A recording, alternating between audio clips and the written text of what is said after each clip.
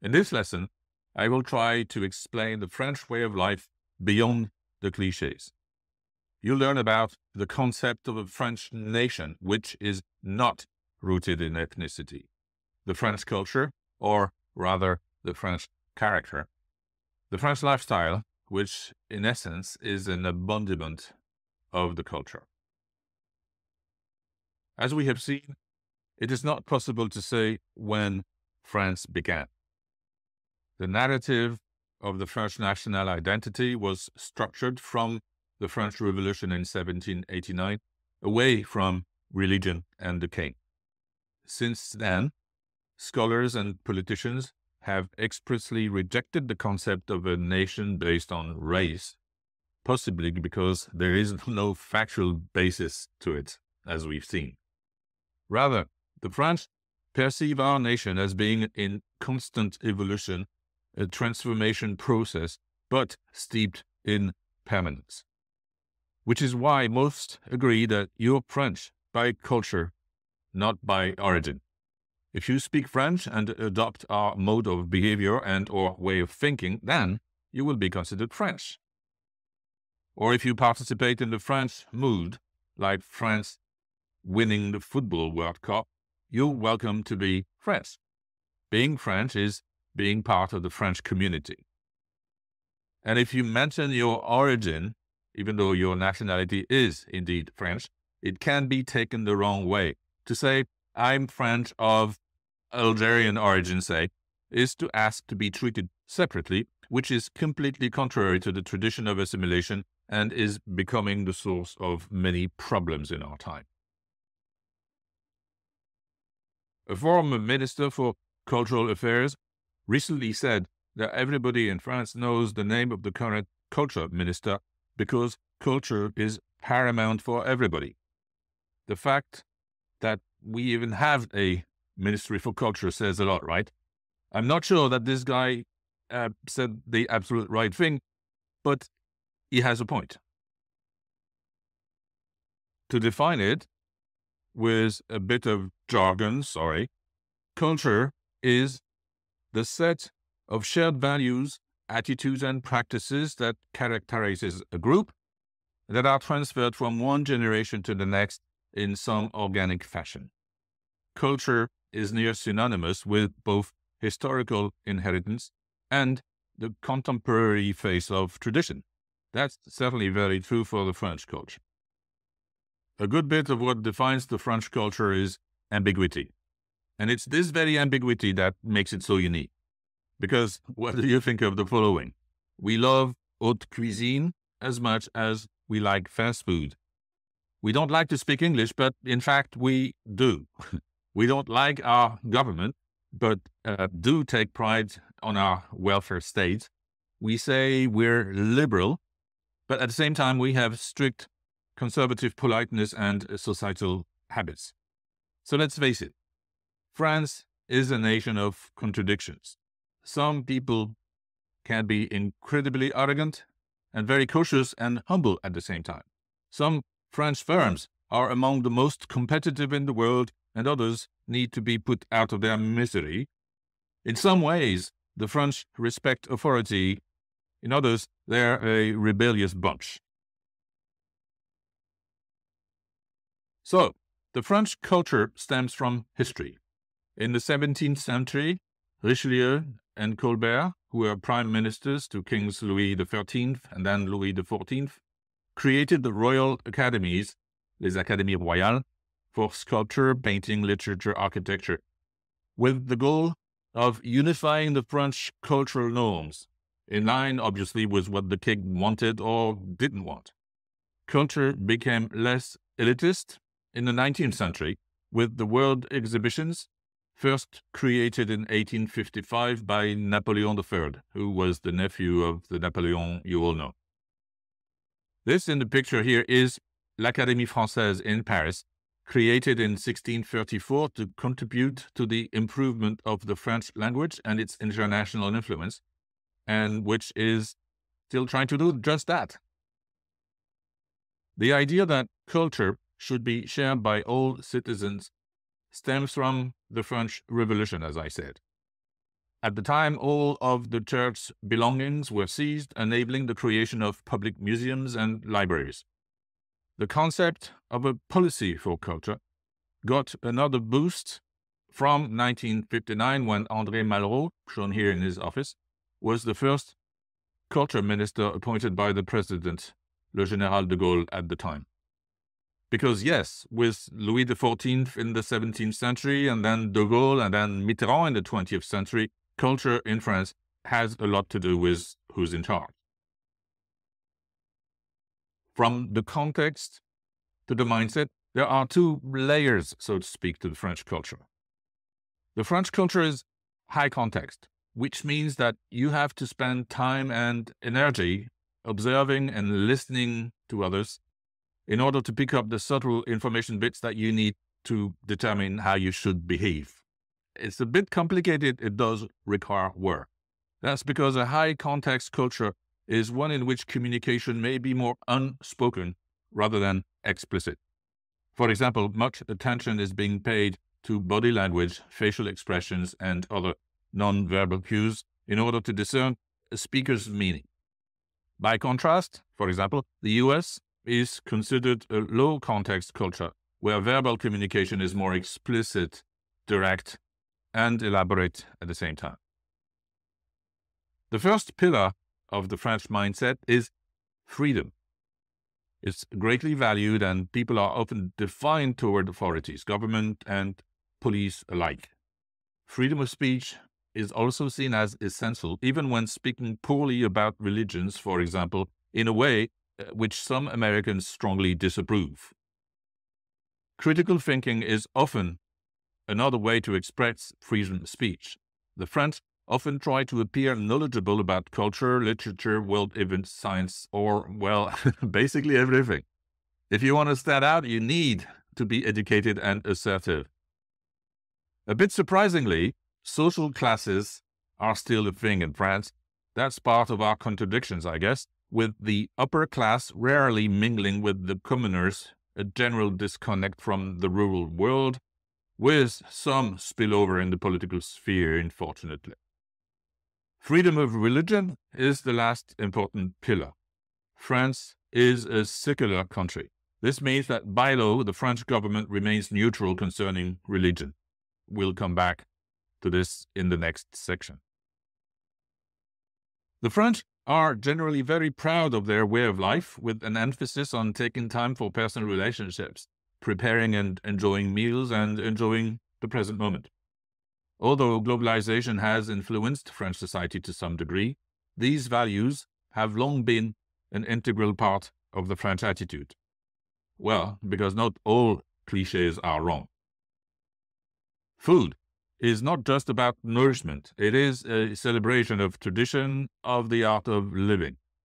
The importance placed on food permeates various aspects of French life.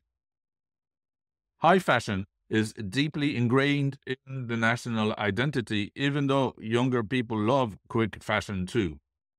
Another contradiction, I guess. Playing a vital role, high fashion, in the country's global influence and economic landscape. Look to LVMH, Louis Vuitton. The French approach to fashion goes beyond clothing. Some say that it is a reflection of creativity, craftsmanship, and a commitment to artistic expression. Well,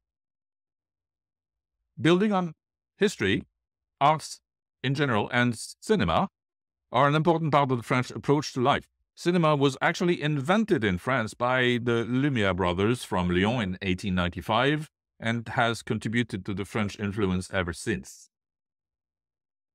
One word about l'exception culturelle. You may or may not have heard the expression, which translates into French cultural uniqueness. Basically, referring to l'exception culturelle means that everything culture must be protected from the hegemony of the markets, the state being the regulator and, when necessary, the sponsor of a cultural policy. That's indeed a French peculiarity stemming from its history, an illustration of its being, ask Colbert or de Gaulle or Malraux. And well, it's pretty expensive for the taxpayers, but it's working. To learn more, stop the video, grab your phone, and follow the QR code to a French 24 12-minute explanation. So, how does the French culture translate into everyday life? Here are a few markers to help you with the French character. Debating. Be prepared for intense discussions of political issues and current events in France and the world, even in casual social encounters. Even relatively uneducated French people like to discuss topics which, in American or British culture, would be considered weighty or specialized, such as agricultural subsidies, foreign policy, or the platform of a political party. Meal times. Well, they are sacred, if not really important. Forget about a sandwich guzzled down in 5 minutes flat in front of your computer. Here, we usually have a leisurely meal with colleagues at the office canteen or a nearby restaurant. Meal times are for relaxation and conversation. Whether on a cafe terrace, in a good restaurant, or at home with friends, quality always takes precedence over quantity. The family is still an important bit of French society. Gender equality hasn't been fully achieved yet, but both parents are usually working and making important household decisions together. As for friendships, the French are a coconut type of people. Before having a friendly relationship with a French person, you have to go through the shell.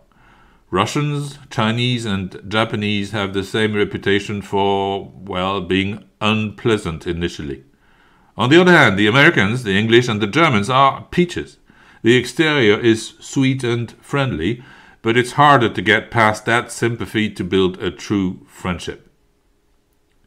Work. There is a saying about the French who work to live and the Americans who live to work. It's in good part rooted in the structural organization of the two countries. In the US, without a job, it's difficult to access health insurance or simply cover one's expenses. In France, the search for quality of life is paramount and the system allows it. But don't get us wrong. The French have one of the best productivity rates per hour in the world. French typically make quick decisions that they might revise later on. In the business context, it's usually top-down, but it is changing. Increasingly, many decisions are made through consultation with employees from different levels across the hierarchy. Etiquette. In a number of settings, not all though, you are expected to follow social conventions and exhibit an appropriate level of formality. Knowing when to kiss somebody formally is very important. And at the same time, rules aren't always to be followed exactly. We are back to the French paradox discussed earlier. The French culture and cuisine go hand in hand. Food is one of the great passions of a number of French people, though not all, who place great emphasis on refined cooking methods that involve preparation of fresh ingredients. In 2010, the French gastronomy was added by UNESCO to the list of the intangible cultural heritage of humanity. The cuisine can be really different from one region to the next and relies heavily on what's grown locally. Food brings people together. The French know this, and they cherish the time they get to spend with each other over a meal. French eating habits are, well, remarkable. The French display some sort of a unique food synchronicism. Imagine a graph plotting meal times during the day. Well, it's almost flat for Sweden, Finland, Slovenia, or Britain, where people feed on various snacks at no particular time. The same graph for France rises to 3 spectacular spikes, morning, noon, and night, especially around 1 p.m. when half the population are sitting at the table somewhere, and around 8:15 p.m. when more than a third of the population is having their dinner. So yeah, France means good food, the Michelin Guide, and world-famous chefs. But then at the same time, it's also a country where in the last 40 years, mums have had less time to teach cooking skills. So that's probably the explanation for the explosion of cooking training things in France. Books, TV shows, cooking schools. Very much like in the UK, again. The business culture in France varies greatly depending on the industry and the company you're dealing with. It ranges from very casual to uptight and formal. In any case, we strictly adhere to the hierarchy, and the chain of command matters even in small organizations. French workers tend to keep their work environment as friendly and casual as possible. You're likely to develop strong connections with your colleagues and hang out outside of working hours, which, by the way, is by no means mandatory. The French value their free time, and work is essentially considered a means rather than an end. As a result, we have a reputation for working hard and efficiently, but without overcommitting. The idea is to preserve a good work-life balance at all times. As you may guess, many of the French holidays are of Christian origin. For the most part, their religious implications have been lost, but we still commemorate Ascension Day, Christmas, and Easter Monday. We also have a few French-specific and secular holidays. Le 14 juillet, well, that's National Day. It's the most important national holiday. It commemorates the French Revolution and, more precisely, the fall of the Bastille prison as a symbol of the French Revolution victory. Le 1er mai, that's our Labor Day. Almost all companies and stores are closed on that day. And le jour de l'an, well, New Year's Eve, just like everywhere else, I guess. In business, healthcare, or education contexts, even though punctuality is important, a 5-minute delay is generally tolerated if it's been informed. There are some regional differences regarding punctuality, so the further south you go, the more casual the approach to time actually is. For personal appointments, it's not considered rude to arrive late at your friend's or family's house. This is some sort of a 15-minute grace period. As a matter of fact, don't turn up to a dinner invitation at the exact time you've been invited unless you want to help your guest cook dinner or set the table. Is France more sexually liberated than the US? Well, globally, yes, quite a bit. Sex for sex's sake is recognized as more trivial, including pornography, I guess, open relationships, weird stuff. People seem much more realistic about them, and the live and let live mentality is widespread. On average, people in France dedicate around 9 hours per week to their hobbies. Le foot, soccer, is the most watched sport in France, followed by rugby, cycling, and tennis. But however popular they are on TV or at school, few people actually practice these sports in their free time. Hiking, jogging, dancing are much more common physical activities. Beyond typical hobbies, listening to music, watching TV or Netflix, browsing online, going out with friends, creative hobbies are on the rise in France. 71% of the French take part in at least one creative activity, such as cooking, bricolage, which is do-it-yourself, or painting. You won't be surprised to hear that the French language clearly descends from Latin, just like the other Romance languages. Roman was historically used for all literature and official documents throughout Europe when the Romans ruled that part of the world. French, as a language, first made its appearance in writing in 842, then in religious writings in the 10th century, and French literature didn't take off until the late 12th century. This initial version of the language is known as Old French, from which several dialects emerged, with one dominant, Francien, spoken in the Île-de-France region around Paris, which thrived in the 14th and 15th century, becoming the Middle French. During this period, significant changes in the spoken and written versions of the language occurred. Then, in 1539, François Ier, the King of France then, that's him in the picture, announced that the French language would be used for all legal matters. This obviously increased its popularity significantly across the country. Another reason why French became a dominant language was due to the publication of the first French-Latin dictionary.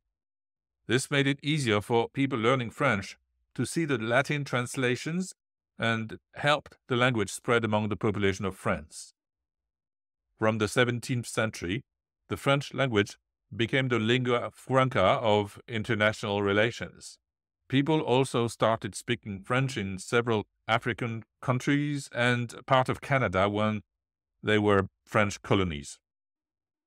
The Parisian dialect of the French language was the primary language for the aristocracy in France by the 1800s. Continuing throughout the 19th century, the French government implemented efforts to phase out minority languages, with standardized French phasing out many regional dialects. Only a few are left nowadays, primarily Breton, Occitan, and Corsican, but they are really only used by a few thousands people on a daily basis. No further changes in the grammatical structure of the language have been made since then, and in fact this version of French is essentially the same as the language taught at French learning schools today. LGBT rights in France are progressive by world standards, with France having been frequently named one of the 5 most gay-friendly countries in the world, along with Sweden, the UK, Belgium. In January 2024, Gabriel Attal became the first openly French gay prime minister in the history, and one of the few openly gay heads of government in the world. The last repressive anti-gay laws have been repealed in the 1980s. It's now full equality between gay and straight rights in the country on everything: same-sex relationships, adoption, family planning, discrimination protections, and hate crime laws. However, things aren't black or white. In recent poll, 84% of French people agreed that there is nothing wrong in a sexual relationship between 2 persons of the same sex. It's very high, okay, but still short of normality. There is still a difference between acceptance in Paris and the rest of France. Anti-gay incidents are on the rise, along with anti-Jewish incidents, by the way, from a hate crowd enabled by social networks. Not many, but enough to mention. And although things are getting better, some French teenagers are still being cast out and even thrown out for being gay.